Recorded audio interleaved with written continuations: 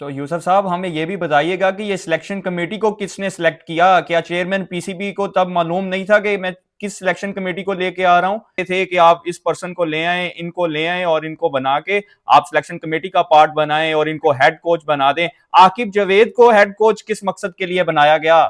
बिस्मिल्लाहिर्रहमानिर्रहीम। अस्सलाम वालेकुम नाजरीन, मैं हूं आपका मेजबान एहतशाम शौकत और आप देख रहे हैं सोलो टॉक विद एहतशाम। आज के प्रोग्राम में आपको खुशामदीद कहते हैं। अफगानिस्तान ने कल इंग्लैंड को 8 रन से शिकस्त दे दी है। जी नाजरीन, मैं बात कर रहा हूं आईसीसी चैंपियंस ट्रॉफी 2025 के 8वें मुकाबले की, जो कि कज़ाफी स्टेडियम लाहौर में खेला गया।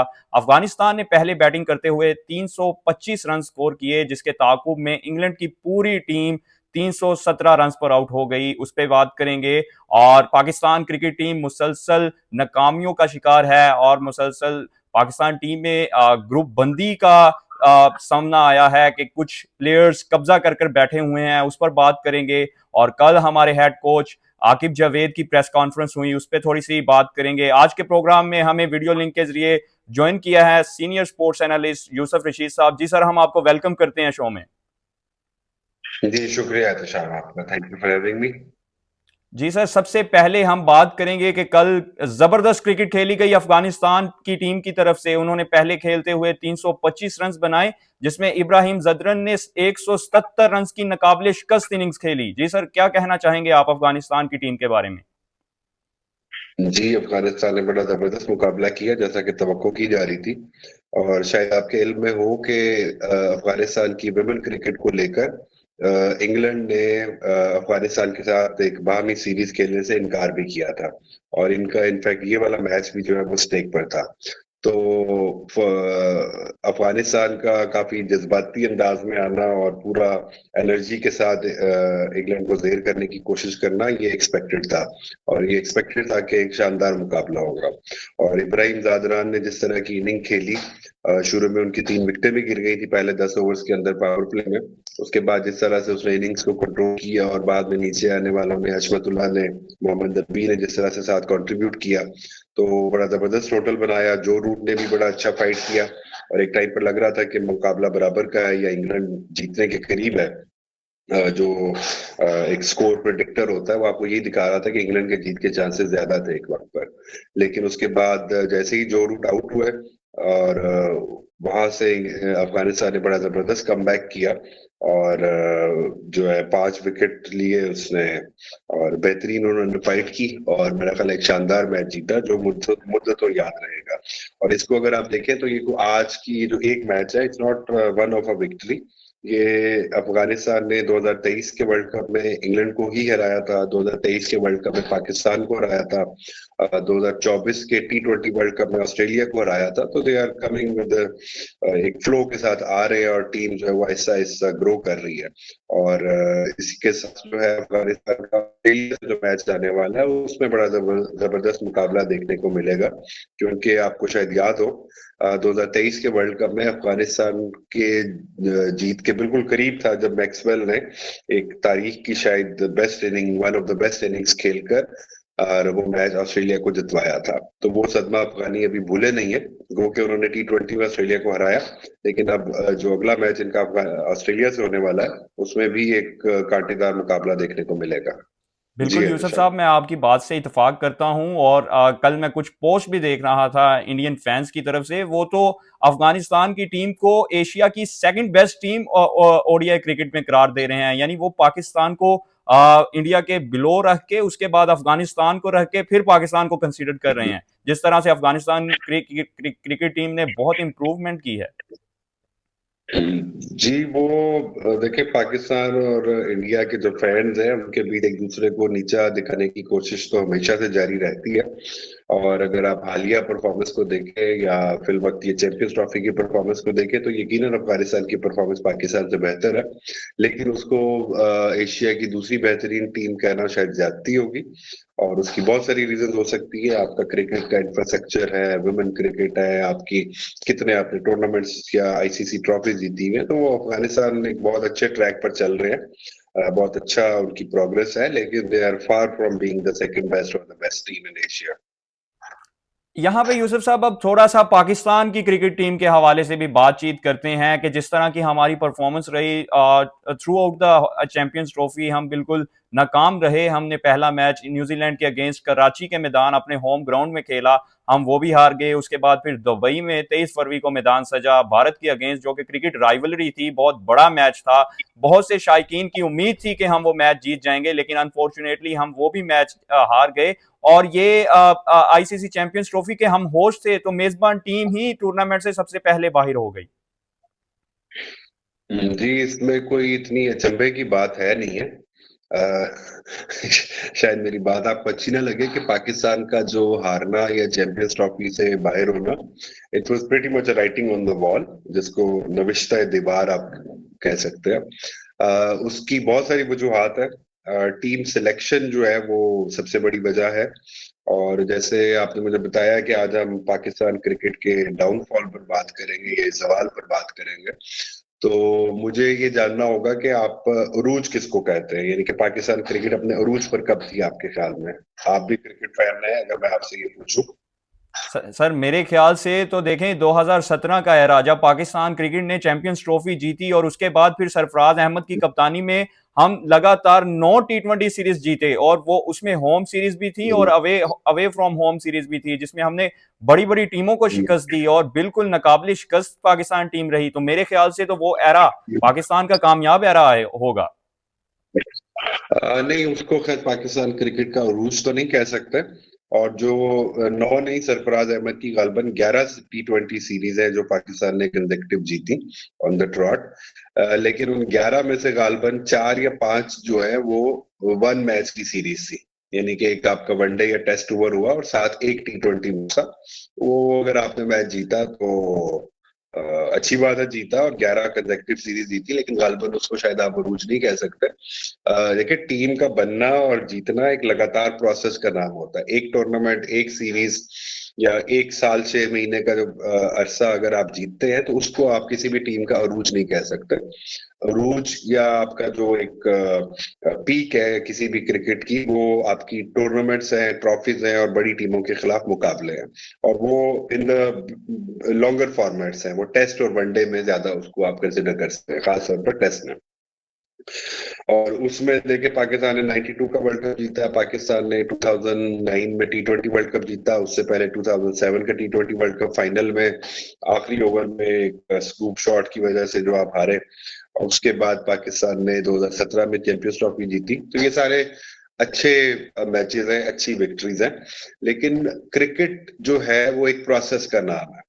और आप किसी भी टीम को, मिसाल के तौर पर ऑस्ट्रेलिया एक बड़ी टीम है, इंडिया एक बड़ी टीम है, इंग्लैंड एक बड़ी टीम है, तो आपकी क्रिकेट उतनी ही कामयाब होगी जितना आपका क्रिकेट का इंफ्रास्ट्रक्चर है। सिर्फ 11 बंदों की जो एक मेंस टीम खेल रही है वही आपके क्रिकेट को रिप्रेजेंट नहीं कर रही है। आपके एज ग्रुप क्रिकेट से अंडर 11, 13, 14, 15, 16, अंडर 17, 19, 18 में आपकी विमेन क्रिकेट, आपकी डोमेस्टिक क्रिकेट, आपकी रीजन्स की टीम में आपका क्लब क्रिकेट का इंफ्रास्ट्रक्चर। तो ये पूरा इंफ्रास्ट्रक्चर जो है ये मिलकर के आपकी क्रिकेट को तश्कील देता है। उसमें अगर आप देखें, जो बड़ी टीम है, ऑस्ट्रेलिया है, इंडिया है, इंग्लैंड है, उनका इस तरह का डाउनफॉल क्यों नहीं आता कि आप एक सीरीज आप जीत रहे हैं या बहुत अच्छा खेल रहे हैं, सीरीज आप हार जाते हैं, तो वो कारकर्दगी में जो तसलसल है वो वहां पर नजर आता है। तो पाकिस्तान हमारी ख्वाहिश के बावजूद और अनफॉर्चुनेटली कभी भी कोई मजबूत क्रिकेटिंग इंफ्रास्ट्रक्चर नहीं रहा।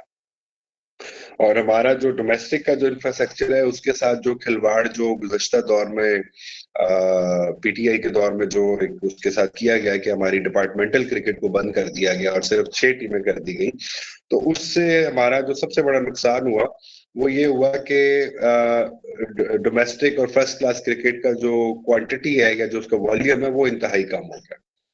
अब जब रीजन्स की 6 टीमें रह गई तो बहुत सारे सीनियर या रिटायर होने वाले या करीब रिटायरमेंट के करीब वाले खिलाड़ी वही नहीं जान छोड़ रहे थे टीमों की। तो नए प्लेयर्स के आने के मौके बहुत कम हो गए। और अगर आप आदादो शुमार उसके देखें तो कमोबेश कोई 1300-1400 क्रिकेटर पाकिस्तान में बेरोजगार हुआ। ये सब वो लोग थे जो क्रिकेट खेलते थे और उनको कोई बैंकों से, मुख्तलिफ डिपार्टमेंटों से कोई लाख, 50,000, 1.5 लाख, 2 लाख तनख्वाह मिल जाती थी, जिससे उनका घर चलता था। तो डोमेस्टिक क्रिकेट की तो तबाही वहां से शुरू हो गई। तो जितना को हमारा क्रिकेट का इंफ्रास्ट्रक्चर है, उससे ज्यादा ही हम अल्हम्दुलिल्लाह परफॉर्म कर लेते हैं, मेरा ख्याल है। और अभी आप ऑस्ट्रेलिया में वनडे सीरीज जीत के आए, साउथ अफ्रीका में वनडे सीरीज जीत के आए, और आपने उस विनिंग कॉम्बिनेशन को तबाह कर दिया। एक हमारे जो चीफ सेलेक्टर साहब हैं और जो हेड कोच भी है इंटरिम, जो अपने आप को शायद क्रिकेट का रस्सू समझते हैं, उन्होंने उस पूरे विनिंग कॉम्बिनेशन को उठाकर डिस्कार्ड कर दिया, उस टीम को उठाकर डिस्कार्ड कर दिया।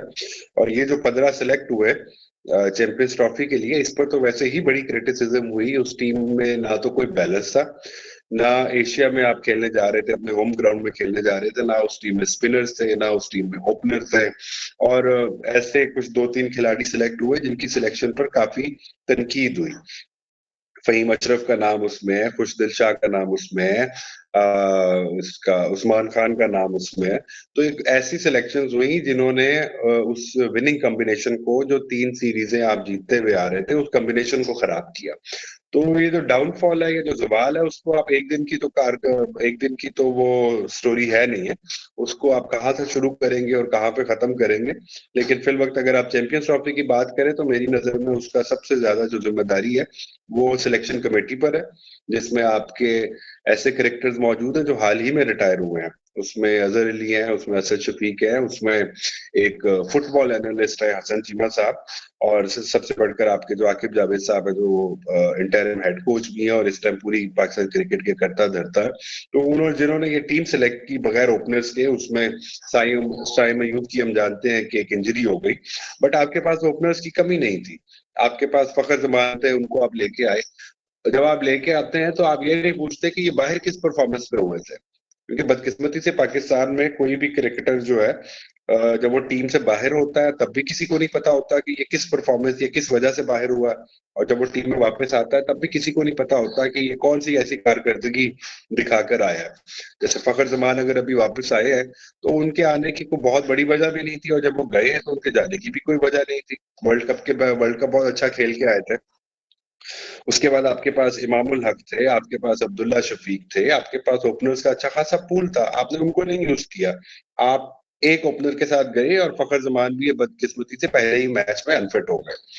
उसके बाद आप स्पिनर्स को नहीं लेके गए, आपने अभी अबरार खेले, सुफियान मुकीम खेले, एक दो और बच्चे खेले, शादाब था आपके, और ये सारे वो लोग थे जो जब ये पाकिस्तान शाहीन्स के स्क्वाड्स में इन्हीं चैंपियंस ट्रॉफी की टीमों के खिलाफ, फुल स्ट्रेंथ टीमों के खिलाफ अच्छा परफॉर्म करते रहे। तो आपने उन स्पिनर्स को भी नहीं खिलाया। आपके पास टेस्ट में साजिद खान आए। अब ये किसने डिसाइड कर लिया कि साजिद खान सिर्फ टेस्ट ही खेलेंगे? वो एक अग्रेसिव स्पिनर है, उसको आप वनडे में लेके आते हैं, उसको आप T20 में लेकर आते हैं, और ऐसी बहुत सारी ऑप्शन आपके पास डोमेस्टिक में और भी मौजूद है जिनको आप टीम में लेकर के आ सकते थे। और जो रिसेंटली अभी टीम में खेल रहे थे, साउथ अफ्रीका के टूर में, जिम्बाब्वे के टूर में, ऑस्ट्रेलिया के टूर में, उसमें सुफियान मुकीम का नाम बहुत प्रोमिनेंट था। तो उसको आपने किस परफॉर्मेंस की बेस पर ड्रॉप किया? तो जब आप इस तरह की सिलेक्शन कमेटी के फैसले करेंगे और ऐसी टीम जब सिलेक्ट करेंगे, तो वो टूर्नामेंट शुरू होने से पहले ही सबको नजर आ रहा था कि इस टीम के साथ क्या होने वाला है। तो यूसुफ साहब, हमें यह भी बताइएगा कि ये सिलेक्शन कमेटी को किसने सिलेक्ट किया? क्या चेयरमैन पीसीबी को तब मालूम नहीं था कि मैं किस सिलेक्शन कमेटी को लेके आ रहा हूं? या उनको कौन वो, क्योंकि वो खुद तो क्रिकेट के स्ट्रक्चर को जानते नहीं है, वो तो गवर्नमेंट का पार्ट है और हमारे वजीर दाखिला का रोल भी प्ले कर रहे हैं, तो उनको वो कौन से लोग हैं जो उनको ये बताते थे कि आप इस पर्सन को ले आए, इनको ले आए और इनको बना के आप सिलेक्शन कमेटी का पार्ट बनाएं और इनको हेड कोच बना दें? आकिब जावेद को हेड कोच किस मकसद के लिए बनाया गया? देखिए, बदकिस्मती से पाकिस्तान में जो चेयरमैन पीसीबी का ओहदा है, ये बदकिस्मती से एक सियासी पोस्ट बन चुका है। जो भी गवर्नमेंट आती है वो अपना ही बंदा उस सीट पर लेकर आती है, और ये गालिबन परवेज मुशर्रफ दौर से अगर मैं इसको देखूं, तो उस दौर में जनरल फकीर जिया, एहसान मानी, डॉक्टर नसीम अशरफ, फिर उसके बाद डॉक्टर जका अशरफ, एजाज भट्ट, नदम सेठी साहब, और उसके बाद ये काफी बारियां लगी हैं, और रमीज राजा और उसके बाद हाल ही में ये मोहसिन नकवी साहब। तो मोहसिन नकवी साहब could be a very good administrator, but उनको जैसे आपने कहा क्रिकेटिंग की शायद उतनी सेंस नहीं है। तो अब सियासी ओहदे में जब सियासत होती है तो उसमें यही होता है कि जिसकी जितनी पहुंच है वो उतना मार्का मार लेता है। तो आकिब जावेद साहब जब आए तो इन्होंने बदकिस्मती से पाकिस्तान क्रिकेट टीम को भी गालबन लाहौर कलंदर समझ लिया कि जो 5 साल तक हारती रहेगी तो कोई सवाल नहीं करेगा। तो एक प्राइवेट लीग में, एक प्राइवेट ओन कंपनी या लीग में हो सकता है जो मालिकान है, जो सेठ साहिबान है, उनसे आपकी इतनी दोस्ती हो कि कोई आपसे सवाल ना करे। लेकिन पाकिस्तान क्रिकेट एक सेंसिटिव मामला है, यहाँ पर एक सीरीज हारने पर कप्तान इधर उधर हो जाते हैं, तो यहाँ पर वैसा नहीं चल सकता। तो आपने कहा कि जी आकिब जावेद को किसने सेलेक्ट किया, तो जाहिर है वही चेयरमैन पीसीबी ने सेलेक्ट किया, और अब वही ही उनको फारिग भी करेंगे होपफुली।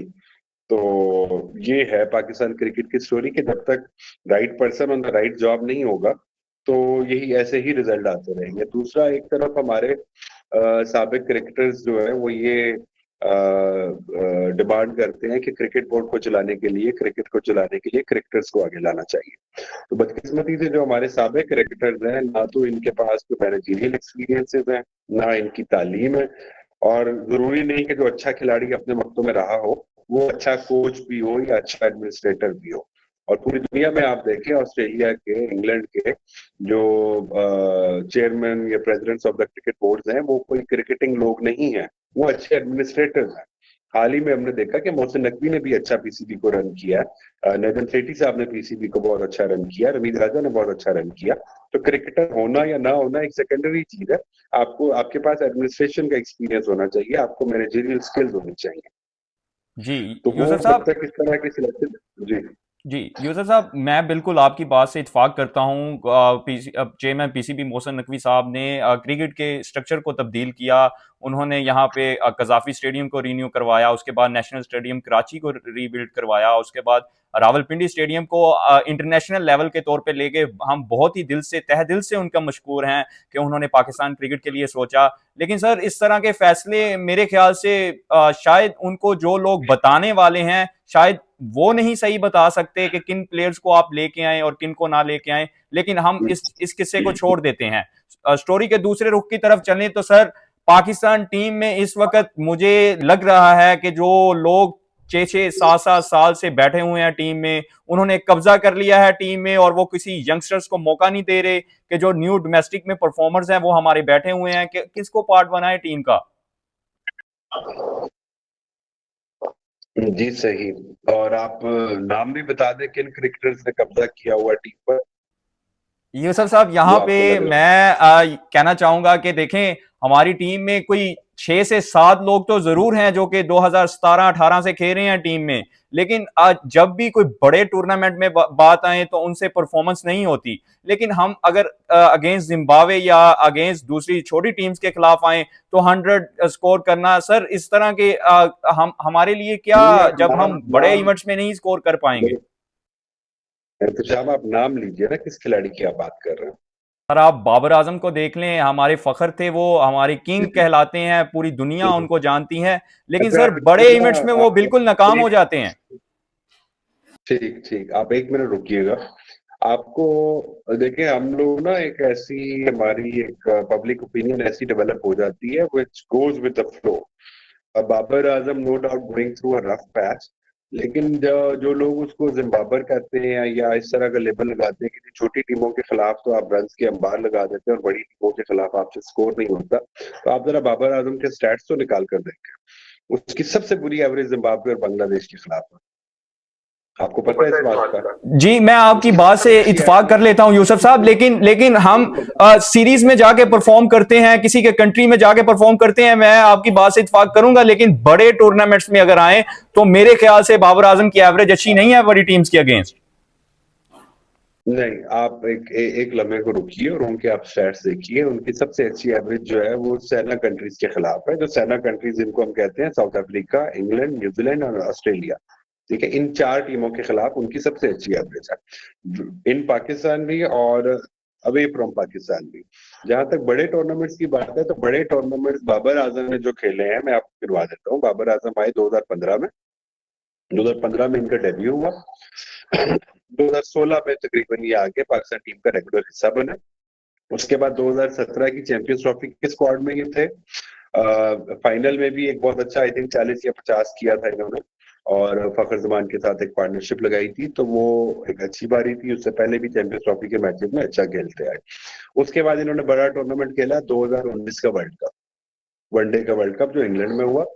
उसमें न्यूजीलैंड के खिलाफ एक मैच विनिंग सेंचुरी थी, उसके अलावा ऑस्ट्रेलिया के खिलाफ और 3-4 और बहुत अच्छी इनिंग्स थी। उसके बाद बड़ा टूर्नामेंट हमने खेला 2021 का T20 वर्ल्ड कप।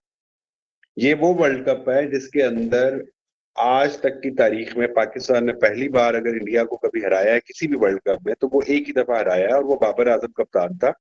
उसमें 152 फॉर 0 चेज किया हमने, शायद आपको याद हो।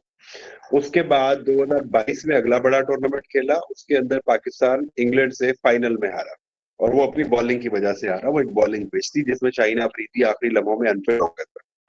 ठीक। उसके बाद अपने अगला टूर्नामेंट, यहाँ तक पाकिस्तान टीम ठीक जा रही थी। उसके बाद 2 या 3 ये बड़े टूर्नामेंट्स गुजरे, एक 2023 का वनडे वर्ल्ड कप, एक 2024 का T20 वर्ल्ड कप, और एक 2025 की चैंपियंस ट्रॉफी। इन 3 टूर्नामेंट्स को अगर आप देखें तो इन तीनों टूर्नामेंट से पहले बाबर आजम के खिलाफ पूरे मीडिया में और सोशल मीडिया में एक कैंपेन शुरू कर दी गई कि इतनी बॉलें खेली, इतने रन बनाए। आप हर मैच में उसको लेकर के आप 11 बंदों की टीम है, आप 10 को नहीं देखते कि उनकी क्या परफॉर्मेंस है। आप एक बंदे की गेंदें और बॉलें, रन और स्ट्राइक रेट आप उसका गिनने बैठ जाती है पूरी कौम। आप उन हारे हुए मैचेस में ये नहीं देखते कि अगर बाबर आजम ने 50 किया या 70 किया या 40 किया और शाहीन अफरीदी ने जाके 10 ओवर में 90 स्कोर खा लिया। अभी चैंपियंस ट्रॉफी के आपने 2 मैच खेले, ट्राई सीरीज के आपने अभी 3 मैच खेले। इन 5 मैचों में आप शाहीन अफरीदी की एवरेज निकाल, किसी मैच में भी 10 ओवर में 70 से कम स्कोर नहीं खाया। आप हारिस रऊफ की एवरेज निकाल लें, आप नसीम शाह की एवरेज निकाल लें। तो 11 बंदों की टीम है, वो 11 बंदों ने मिलकर खेलना है तो जीतना है। उसमें सिर्फ बाबर आजम ने कुछ नहीं करना। अभी जब आप इंडिया से मैच आ रहे हैं, उस इंडिया वाले मैच में भी बाबर आजम मेरे ख्याल में तो इंतहाई खूबसूरत बल्लेबाजी कर रहे थे। आप सुनील गावस्कर के, आप माइकल क्लार्क के, आप जो बाहर के और लोगों ने जो उसके ऊपर, उस बारी के ऊपर जो तबसरे किए, आप वो सुनिए। वो लोग ये कह रहे हैं कि वाहिद बंदा अगर 11 में से किसी ने इंटेंट दिखाई स्कोर करने की या कुछ फाइट करने की, तो वो बाबर आजम था, अंटिल ही प्लेड। और एज हो जाता है, सबका हो जाता है, बड़े बड़े प्लेयर्स आउट होते हैं, लेकिन उसके बाद सऊद और रिजवान ने क्या किया, वो किस तरह की बारी खेली है, उसके बाद आने वालों ने क्या किया, कि ड्रॉप चांसेस से जब फायदा नहीं उठाया और फिर बॉलिंग इतनी बुरी की, तो वो 11 बंदों ने मिलकर खेलना है तो जीत रहा है बड़े टूर्नामेंट्स की, जब जहां तक आपने बात की है। दूसरा, आपने कहा कि नए प्लेयर्स को नहीं सामने आने दिया जाता। बाबर आजम पर एक बड़ा इल्जाम ये भी है कि उस दौर में जी यारी दोस्ती ग्रुप था, और जिसमें कि हसन अली थे, शादाब खान थे और 2-3 और लोग थे। ये लोगों ने टीम पर कब्जा किया हुआ था। अच्छा, अगर आप क्रिकेटिंग हलकों में अगर आप किसी से भी पूछेंगे ना, तो बाबर आजम की मेरा ख्याल है सबसे ज्यादा दोस्ती है उस्मान कादिर से, जो उनके पर्सनल फ्रेंड भी है। और बाबर आजम की कप्तानी के 4 सालों में मेरा ख्याल है 1 मैच खेला है उस्मान कादिर ने, सही है। और उन 4 सालों में जब मोहम्मद वसीम चीफ सेलेक्टर थे, तो जितने नए लड़कों को उस दौर में चांस मिला, ना उससे पहले कभी मिला है ना उसके बाद कभी मिला। आप कभी स्टैट्स निकाल कर देखिए। होता क्या है कि पाकिस्तान क्रिकेट में आप एक जूनियर लड़के को लाए, उसने अच्छा परफॉर्म किया, वो चल रहा है, 3-4 टूर हुए, 5वें टूर में आप उसको बगैर किसी रीजन के ड्रॉप कर देते हैं, क्योंकि किसी की सिफारिश आ जाती है, किसी की पर्ची आ जाती है, तो आपको 15 में से कोई 1-2 को ड्रॉप करना पड़ता है। आप जरा मुड़कर देखिए, इसी टीम के अंदर मोहम्मद वसीम जूनियर कैसे बॉलर थे, आपको डेथ ओवर्स में अच्छी बॉलिंग करके दे रहे थे, आपने उनको डिस्कार्ड कर दिया। आपने जमान खान को ड्रॉप कर दिया। अब मैं शायद 1-2 नाम बोल रहा हूँ, और बड़े अच्छे अच्छे बॉलर और बैट्समैन उन 4 सालों के अंदर आए और वो डिस्कार्ड हो गए। Mohammad Haris is another prime example. Mohammad Haris आपके T20 में बड़े जबरदस्त इंटेंट के प्लेयर थे, बड़ी अच्छी हिटिंग कर रहे थे, उनको T20 टीम में वो अच्छा परफॉर्म कर रहे थे। आपने उनको वनडे टीम में डाला, एक वनडे में वो फ्लॉप हुए, चौथे नंबर पर बारी के लिए गए, एक वनडे में वो आई थिंक वेस्ट इंडीज के खिलाफ वो फ्लॉप हुए, आपने उनको T20 टीम से भी ड्रॉप कर दिया, और आज तक वो कभी टीम में वापस नहीं आ पाए। लेकिन खुशदिल शाह, फहीम अशरफ, तैयब ताहिर, कामरान गुलाम वैसे डोमेस्टिक में काफी अच्छा परफॉर्म किया हुआ, और ऐसे कई लोग आ गए टीम में, ये जो है उस्मान खान, ये जो अपना यूएई की तरफ से हमारे ऊपर जो एक अजाब मुसल्लत हुआ है कि उस बंदे ने आज तक किसी मैच में अच्छा नहीं खेला, लेकिन फिर भी वो 1.5 साल से टीम का हिस्सा है, चैंपियंस ट्रॉफी के स्क्वाड में भी शामिल है। तो इस तरह के प्लेयरों को जब आप लाएंगे तो आप मेरिट पर आने वाले कुछ प्लेयरों को आप डिस्कार्ड भी करेंगे। तो ये पाकिस्तान क्रिकेट का अलमिया है। और पाकिस्तान की क्रिकेट का, अगर इफ यू आस्क मी है, तो शाम के सबसे बड़ा प्रॉब्लम क्या है, तो पाकिस्तान की क्रिकेट का सबसे बड़ा प्रॉब्लम है हमारे साबिक क्रिकेटर्स।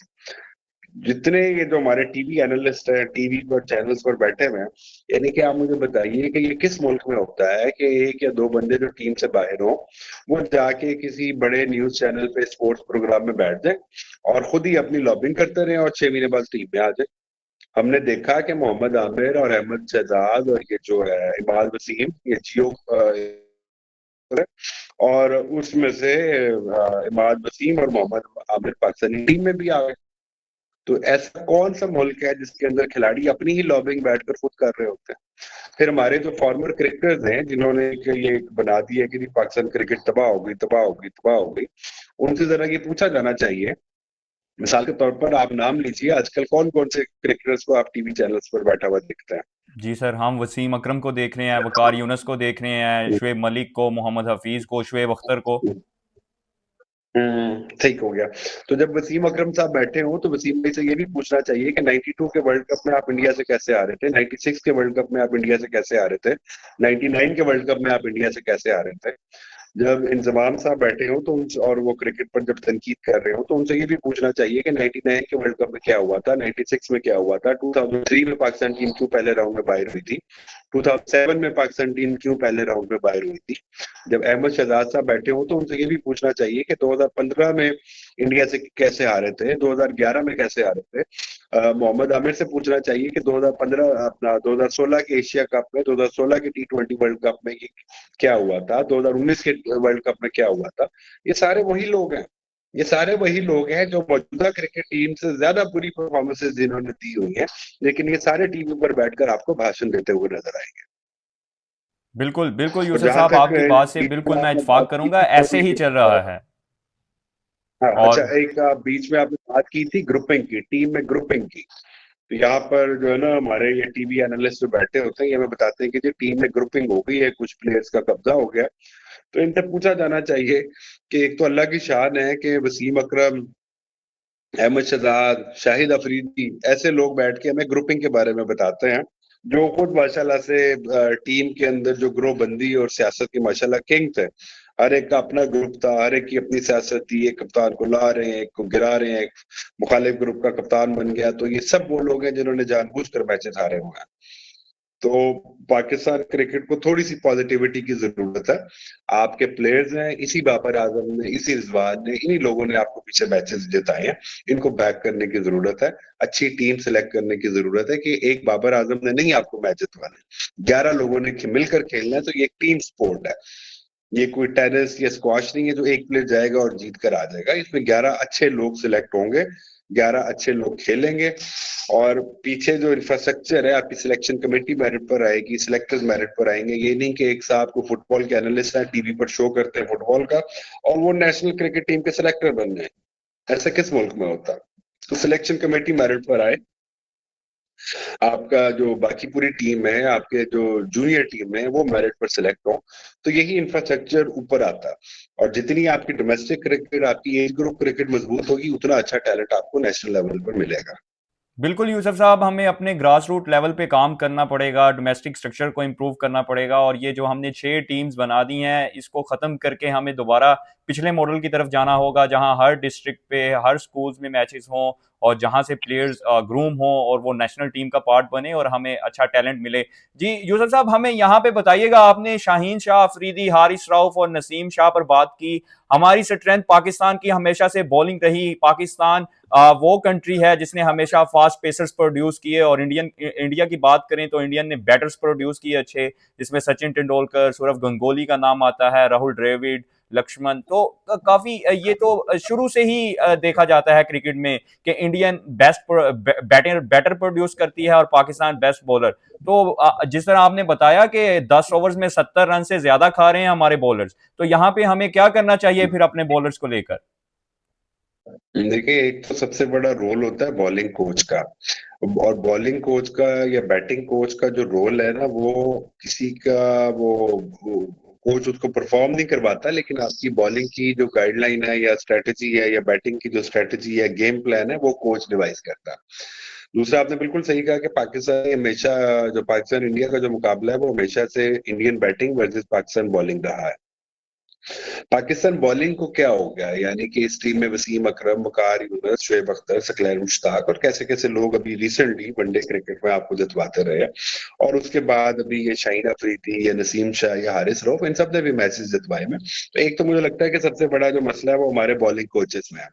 अजहर महमूद है इस टाइम बॉलिंग कोच, और साथ है Abdul Rahman spin bowling consultant. तो मेरा ख्याल है खराबी थोड़ी सी वहां पर है। और दूसरा, इन बॉलर्स की इंटेंट पे भी मुझे शायद कुछ क्वेश्चन मार्क्स लगते हैं। अभी एक महीने के बाद पीएसएल होगी अप्रैल में, और हम देखेंगे कि यही बॉलर हमारे, मैं किसी का नाम नहीं लेता, लेकिन यही बॉलर जो इंटरनेशनल क्रिकेट में 130-132 की स्पीड पर गेंद करते हैं, या आपको 145 148 की स्पीड पर गेंद करते हुए भी नजर आएंगे। तो हो सकता है कि उनकी इंटेंट में या मे भी जो ग्रुपिंग का जो फैक्टर है उसका कुछ ना कुछ हिस्सा हो इसकी, इसके पीछे। लेकिन हमारे बॉलर्स को भी अपनी स्ट्रेटजी और अपने आप को ग्रूम करना पड़ेगा। एक जमाने में पाकिस्तानी बॉलर्स ग्रूम होकर आते थे काउंटी क्रिकेट से। अब बदकिस्मती से या खुशकिस्मती से क्रिकेट इतनी ज्यादा हो गई और कमर्शियल हो गई कि 12 महीने हर प्लेयर कहीं ना कहीं कोई ना कोई लीग, कोई ना कोई क्रिकेट खेल रहा है। तो उसमें इनकी ग्रूमिंग का शायद इनको मौका नहीं मिलता है। इनको थोड़ा सा अपने आप पर देखना होगा कि अगर ये ऐसे ही परफॉर्म करते रहे तो ये बहुत ज्यादा अरसा टीम का हिस्सा नहीं रहेंगे। बिल्कुल यूसुफ साहब, आपने बिल्कुल ठीक कहा। और यहाँ पे हम दोबारा चैंपियंस ट्रॉफी 2025 पर आते हैं। अलबत्ता हमारी टीम तो बाहर हो गई, आउट ऑफ द टूर्नामेंट, लेकिन अभी भी चैंपियंस ट्रॉफी चल रही है। आज पाकिस्तान और बांग्लादेश के दरमियान मैच खेला जाना था, लेकिन बारिश के बायस मैच मनसूख कर दिया गया। यूसुफ साहब, हमें 4 सेमीफाइनलिस्ट अपनी प्रोडिक्शन जरा दें, कौन कौन सी टीम सेमीफाइनल्स में का पार्ट बनेगी? देखिए, दो तो ऑलरेडी वाजे हो चुके हैं ग्रुप ए से। पाकिस्तान और बांग्लादेश के बाहर होने के बाद न्यूजीलैंड और हिंदुस्तान जो है वो सेमीफाइनल में पहुंच चुके हैं। उनके दरमियान सिर्फ मुकाबला जो है अब इस बात का होगा कि टॉप कौन करेगा ग्रुप। और वो अगला जो मैच है इनका, इंडिया का और न्यूजीलैंड का दुबई में, वो इस चीज को फैसला कर देगा कि ग्रुप पोजीशन टॉप कौन करेगा। उसका फायदा ये होगा कि जो इस ग्रुप की टॉप टीम होगी वो दूसरे ग्रुप के दूसरे नंबर पर आने वाली टीम से मुकाबला करेगी। तो निस्बतन हो सकता है आपको वीक ऑपोजिशन मिल जाए, जैसा कि T20 वर्ल्ड कप में भी हुआ था। इंडिया का सेमीफाइनल अफगानिस्तान से हुआ था। ग्रुप बी में सूरत हाल जो है वो एक मैच जो साउथ अफ्रीका और ऑस्ट्रेलिया का बारिश की नजर हो गया था यही रावलपिंडी में, उसकी वजह से सूरत हाल थोड़ी दिलचस्प हो चुकी है। वहां पर एक तो ऑस्ट्रेलिया के 3 पॉइंट्स हैं, साउथ अफ्रीका के 3 पॉइंट्स हैं, अफगानिस्तान के 2 पॉइंट्स हैं, जबकि इंग्लैंड बाहर हो चुका है। और उसमें बड़े दिलचस्प मुकाबले होने बाकी हैं, खासतौर पर ऑस्ट्रेलिया और अफगानिस्तान का मैच बहुत दिलचस्प होने वाला है। और उसमें से मुझे लगता है कि ऑस्ट्रेलिया और अफगानिस्तान शायद सेमीफाइनल में आएंगे। जी, ऑस्ट्रेलिया और अफगानिस्तान, आपने बहुत बड़ा नाम दे दिया है अफगानिस्तान का कि वो सेमीफाइनल खेलेंगी।